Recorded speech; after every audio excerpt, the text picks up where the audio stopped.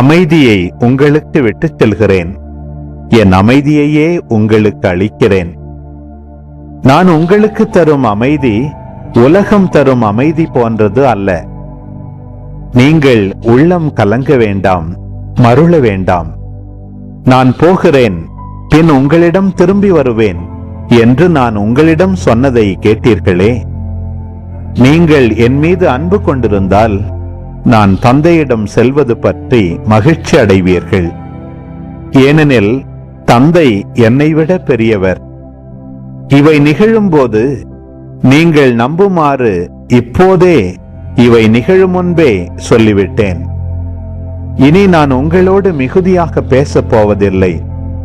ஏனெனில் இவ்வுலகின் தலைவன் வந்து கொண்டிருக்கிறான்.